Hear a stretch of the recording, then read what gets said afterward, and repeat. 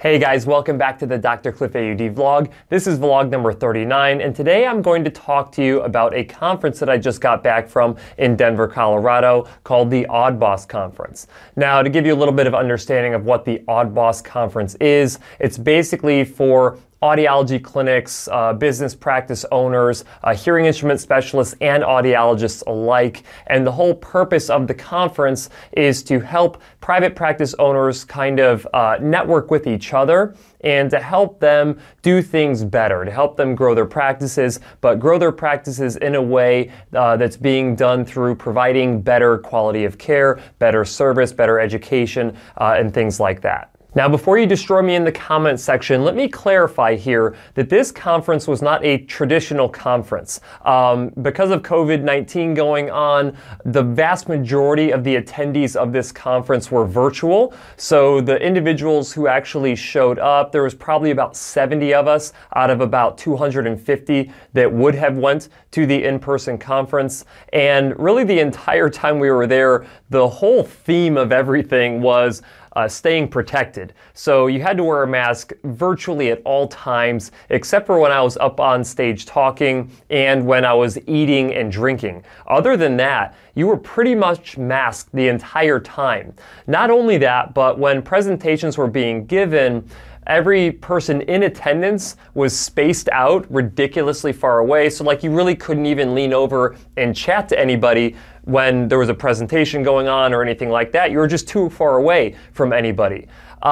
Giving the presentation was much nicer to be up on stage and having people in attendance, but it was a pretty sparse crowd compared to what I'm typically used to when giving a talk at these different conferences. Now, this is the second time that I've presented at the AUDBOSS Conference. It's actually the second year that it's been held. It's put on by Amit Gasalia, Dr. Amit Gasalia, April Royan, and her husband, Mark Royan.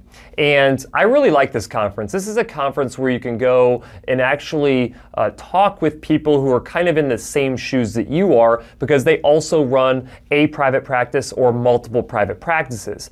And when I first went there last year to give my talk, that one was in Naples, Florida. And the primary goal of when I went there was to recruit individuals to join the Dr. Cliff Approved Provider Network. If you're unfamiliar with what my network is, it's basically a network of hearing care professionals who are committed to following best practices to make sure that they're providing you with the highest possible level of care by following all of the best practices that we have inside of our industry to optimize your performance with hearing treatment. And so when I gave that talk, it was very successful in the sense that a lot of hearing care providers signed up and went through the vetting process for me to verify that they actually do follow best practices. And so they fortunately invited me back this year to give another talk. I wouldn't say that my goal this year was to necessarily recruit for the network. I just wanted to give people value. And so when I went this year, my primary goal was to educate other private practice owners how to provide a higher amount of value from the services that they provide. Anytime that you ask somebody like, well, what's the difference between you and somebody else? And everybody always like, oh, well, the service, we do better service than everybody, but there's no like tangible aspect to that. So I wanted to promote the use of best practices, but not just doing them in a way that shows you, the individual who's wearing hearing aids, that those best practices provide an immense amount of value so you can properly understand what's happening with your treatment. I tell this to my patients all the time.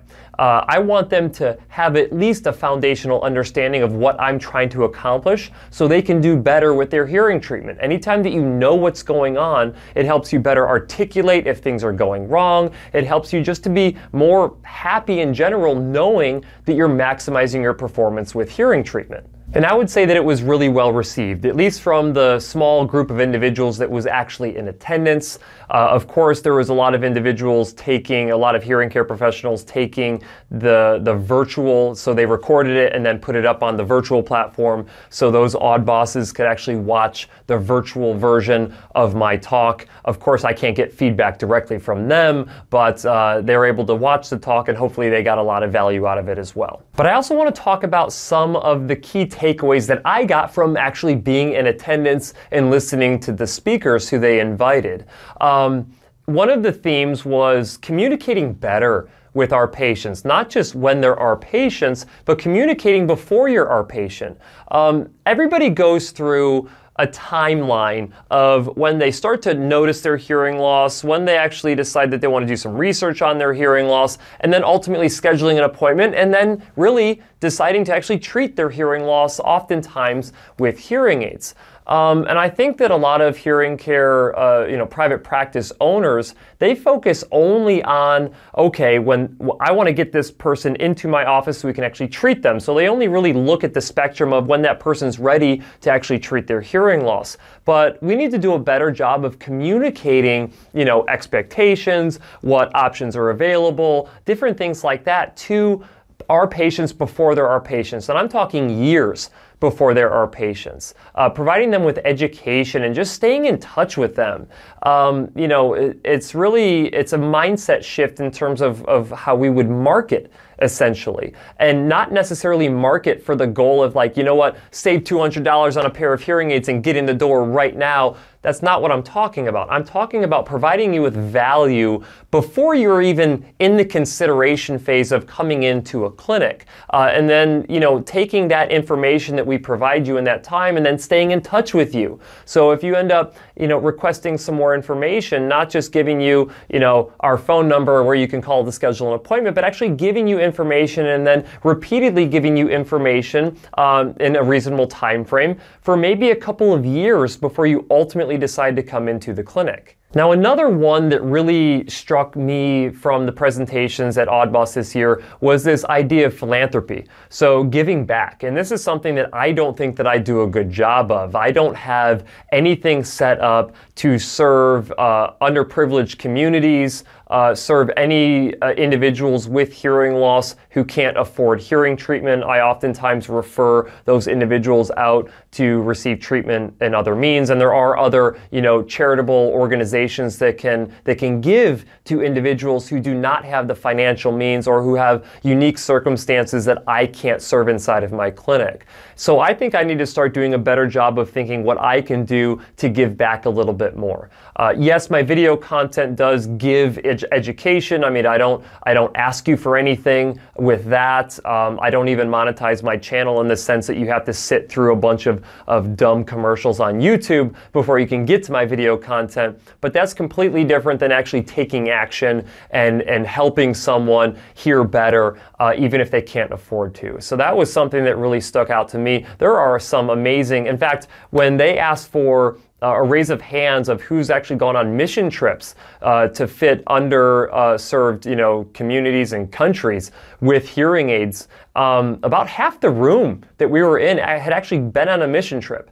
And not only do mission trips take time away from the clinic, so take time away from serving their own patients inside of their clinic and making money, earning a living, but you actually have to pay money to go on the mission trip to give away your time and your talents to help underprivileged individuals hear better. It's not a thing where it's paid for by anyone else, by donations or anything like that. Like, you are footing your own bill when you go and you do these mission trips as a hearing care professional. But to see how many people have actually done that, and the fact that I have not done really anything to give back, makes me think that that's a goal that I need to create here going into the future. One of the other aspects was communicating better. Again, it's a lot about communication, what we do, but communicating better with primary care physicians. So there's this concept of physician marketing that basically any type of medical profession or ancillary profession to the medical profession does. They go into these doctors' offices, they try to educate them on the importance of treating hearing loss, so on and so forth. But, communicating better with them and helping them understand that hearing loss it's an epidemic. I mean, there are so many people with hearing loss that need help, and making sure that our primary care physicians are fully aware of what to do with these patients and where to send them and what to recommend, that's a big deal. And if we don't do a good job of helping primary care physicians understand what they should be doing from a screening component for hearing loss, or where they should be sending patients who have hearing loss, that's a problem. So we need to make sure that we properly educate physicians on the importance of hearing healthcare. And that spills over into the cognitive side of things. One of probably the most impressive things I saw in terms of different things that you could incorporate inside of your clinic was cognitive testing.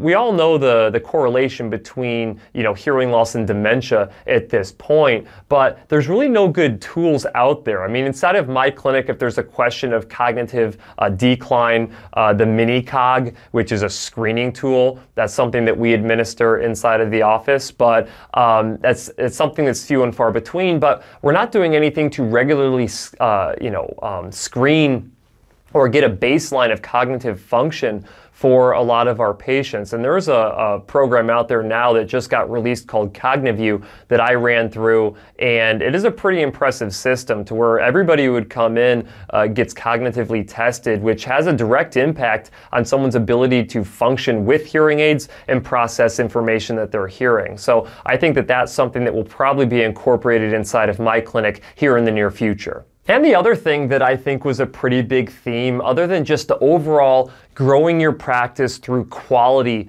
of what you provide to your patients, it was not discussion of trying to make your stuff cheaper so you can sell it to more people, or how can we trick more people to come in to our clinic so we can sell them something. That wasn't the theme of this. The theme is constantly, and this is why I love this group so much, it's all about what can we do better to serve our patients, which in turn will help us grow so we can serve more patients, right? Every single person there, I think, has the same goal of really helping as many people as possible, and doing it through means of providing a better quality of care. And that's what we were all there for, and that's why I identify so well with this group. But the stresses that come along with doing that also require us to have a little bit of focus on our own well-being. From a mental health perspective, I can tell you this firsthand from a daily grind perspective of working in the clinic, seeing patients the majority of the day, having a whole bunch of different administrative stuff that has to be done in order to allow that to happen, as well as creating video content the rest of my free time. That has a lot of stress that's associated with it. And so doing things that can make us a little bit more mindful and give us back some mental clarity and mental health, I think is good. So taking time to basically take care of ourselves, because we're only really good at serving our patients if we've served ourselves as well, and making sure that we're on the right track from a mental perspective, because it's very hard to help someone else when you can't help yourself. So I think that, in general, this was a really refreshing. It was nice to get out during, this COVID pandemic. Of course, there was always, being that little bit of fear that, oh man, is this really a smart thing to do? And I know there's going to be those of you out there who's like, it was dumb, it wasn't worth going. And I can see that perspective. But I can also see the other perspective too, that, kind of being trapped away for months and months at this point isn't healthy either from a mental standpoint. So it was definitely nice to get out and interact, even though it wasn't the type of interaction that I'm used to, with really close proximity with a lot of people, not having to wear a mask and all of that. The funny thing was that a lot of the individuals that I know and know well, I couldn't even recognize them because I couldn't see their entire face. You could only see like their eyes, which is crazy, because anytime that you see them, you always see either on Facebook or in person, you can see their whole face. So that was kind of an interesting dynamic this time around, but